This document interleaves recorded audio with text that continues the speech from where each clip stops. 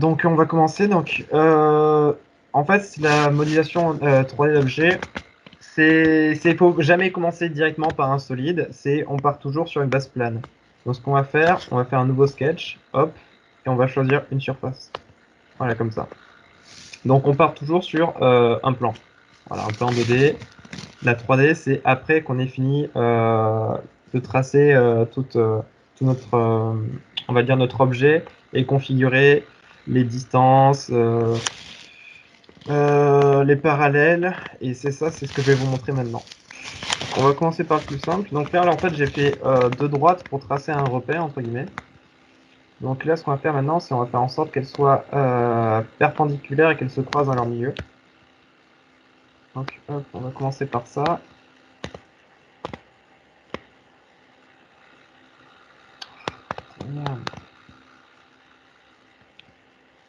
Donc là, vous pouvez voir que la droite est devenue noire. Donc ça, en fait, c'est que la droite est construite maintenant. C'est-à-dire que peu importe ce qu'on peut faire autour, cette droite, elle bougera pas que si on change la contrainte. Et en fait, l'objectif, du coup, quand vous faites de la modélisation 3D, enfin en tout cas sur une surface plane, pour commencer, c'est que absolument tout ce que vous construisez soit au maximum noir. C'est-à-dire que comme ça, votre sketch est fini et qu'il ne peut plus être modifié.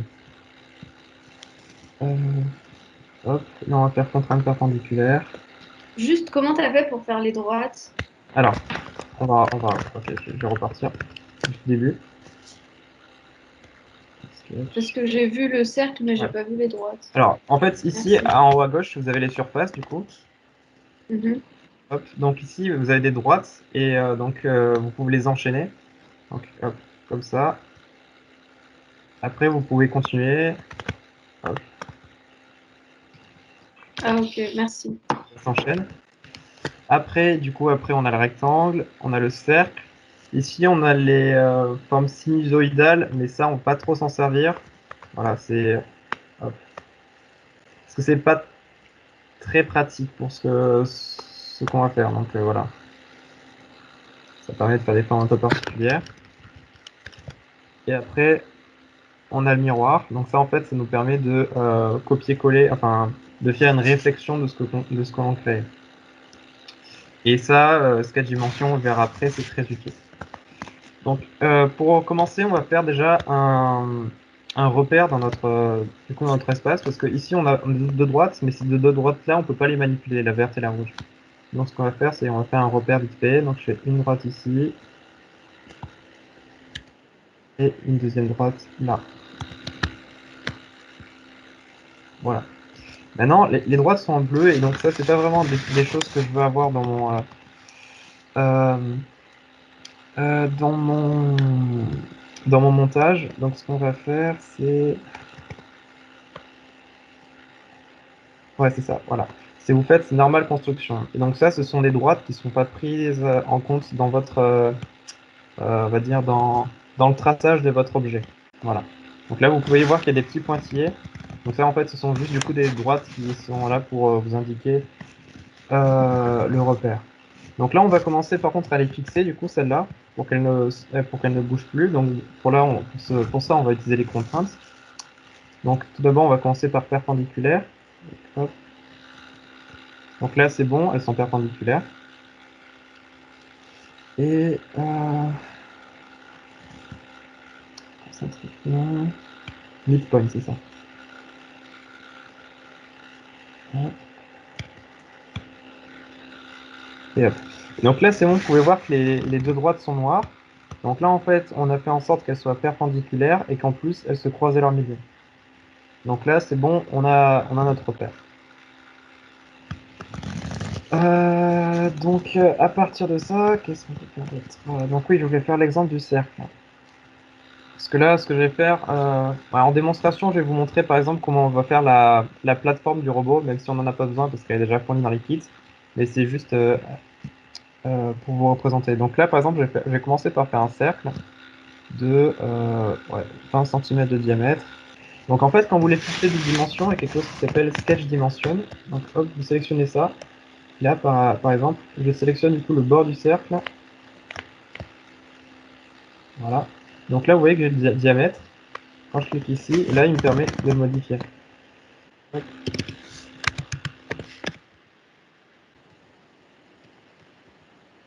Voilà.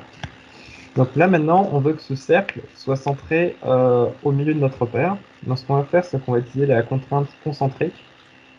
On va sectionner, du coup, notre cercle. Et puis quand je vous dis ça, ça fonctionne pas.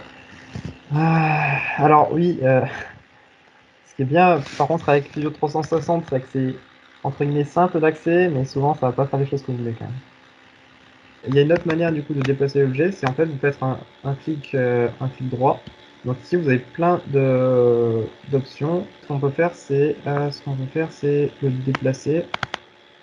Donc quand on veut le déplacer, il va nous proposer toutes ces options ici. Donc translate, du coup, c'est de déplacer en fonction des axes. Il y a rotate, ben, c'est pour le tourner sur lui-même, quand on est dans un cercle, ça ne sert pas à grand chose. Là, c'est pour le déplacer d'un point à un autre. Et ici, c'est pour le déplacer à une position. Ça veut dire que là, pour l'instant, d'un point à un point, c'est quand on est en 2D. Et d'un point à une position, c'est quand on est en 3D. Voilà. Donc là, par exemple, donc là, il me propose du coup deux flèches. Et c'est avec ces deux flèches comme ça que je peux déplacer l'objet.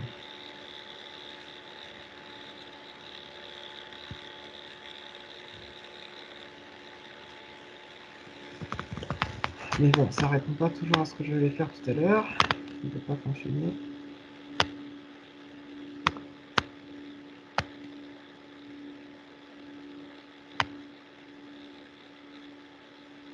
Voilà, ok.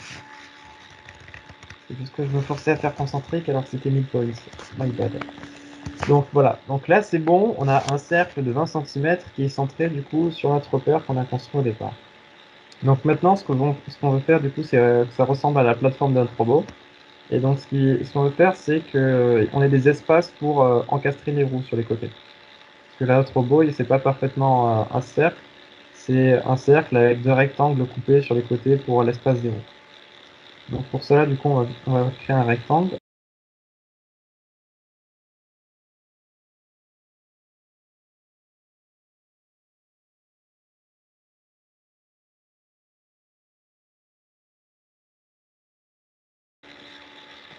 Donc pour couper toute cette partie qui est ici et qui dépasse, donc on va utiliser l'outil trim. Et donc trim en fait c'est un outil qui nous permet de couper des lignes.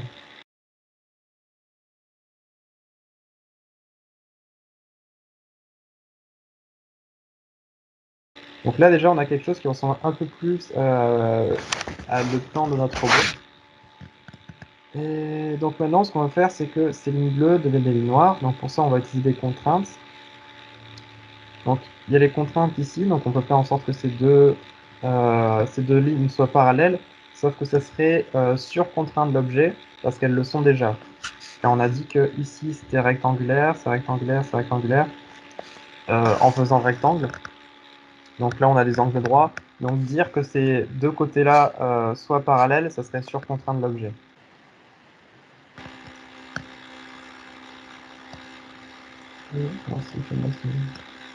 Ok, ça c'est bon.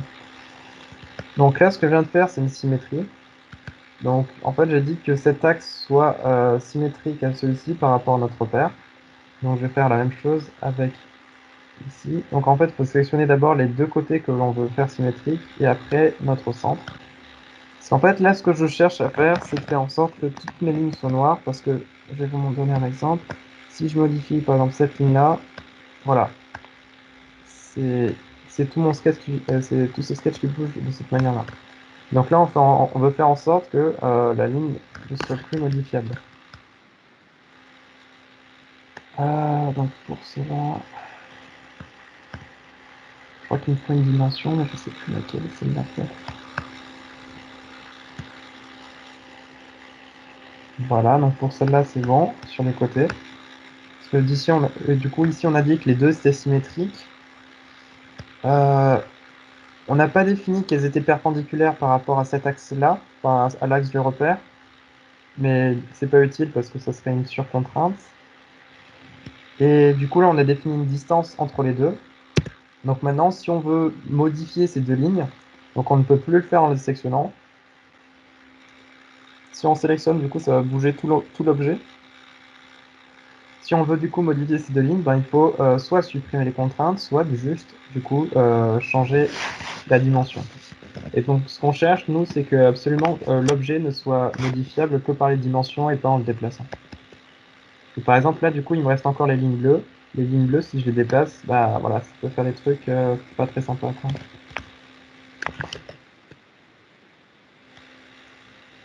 Donc pareil.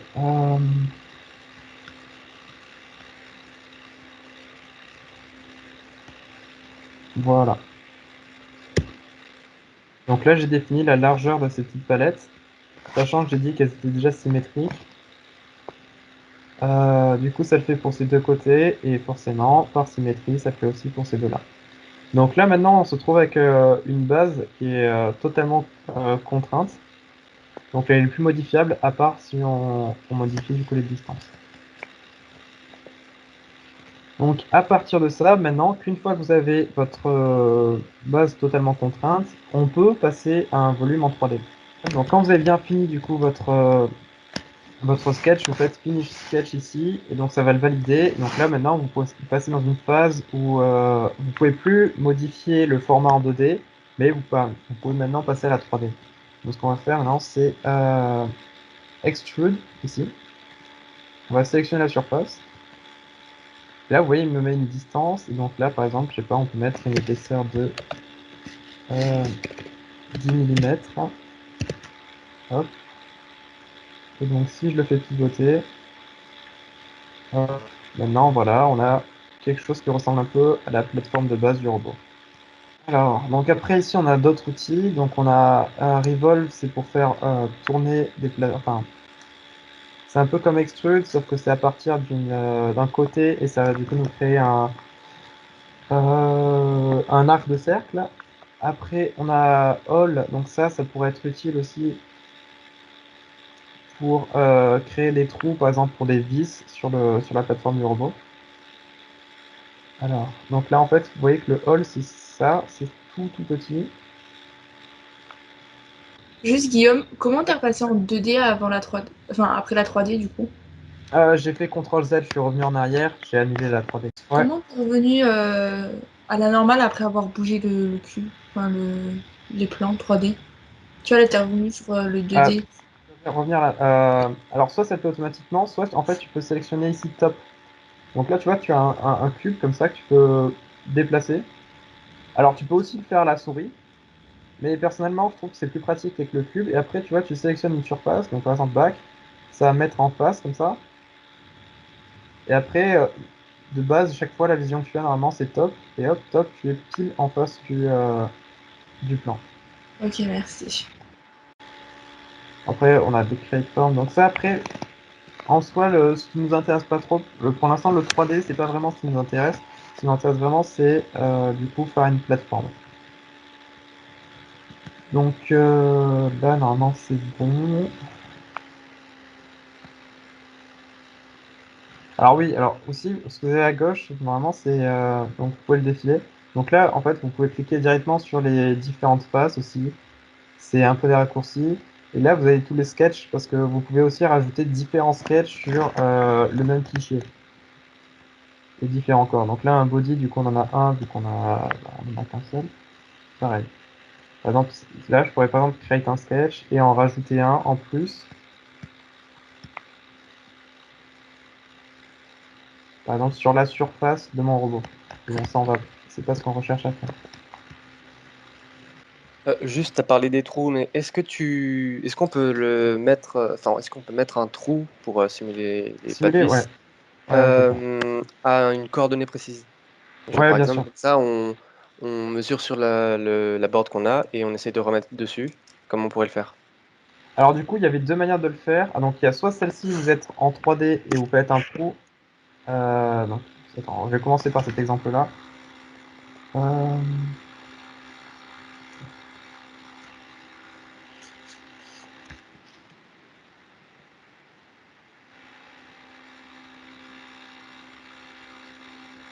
voilà.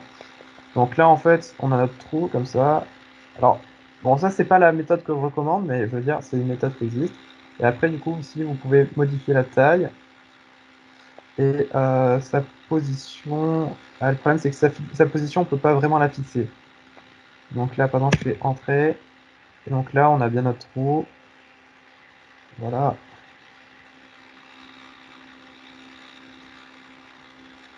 Donc ça marche. Mais ça, c'est pas la méthode que je recommande. Ce que je recommande, c'est pareil, on repart sur le plan et on va faire un cercle. Et par exemple, de mémoire, je crois qu'il y avait un pas de vis en haut et en bas pour les trépieds du robot. Même si je sais pas s'ils sont inclus. Donc, par exemple, on va faire 10 mm comme ça. Hop.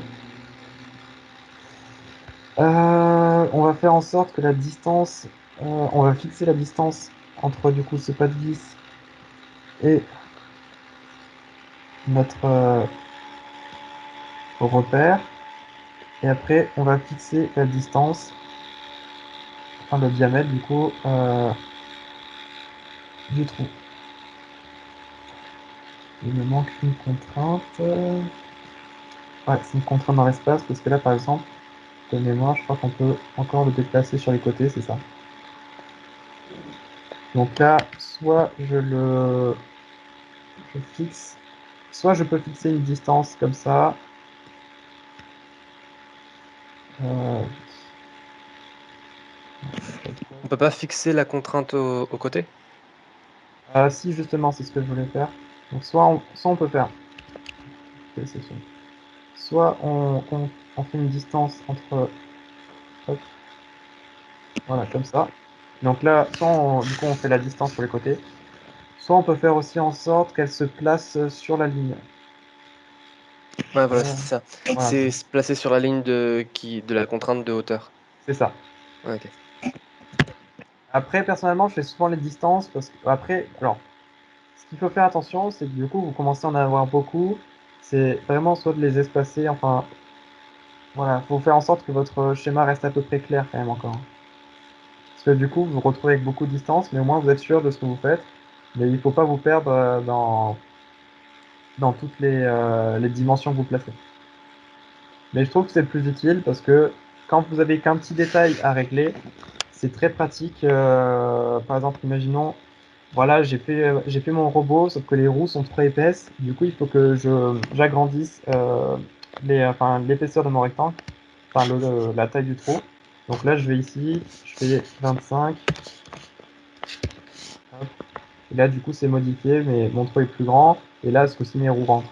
Parce que ce qui va vous arriver, c'est parce que du coup, moi, j'avais plus l'imprimer le robot.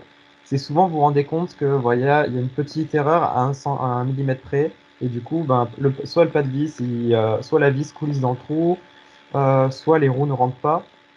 Donc ça, forcément, c'est en faisant des tests, en prenant des mesures, et en répétant, au final, vous allez améliorer votre robot.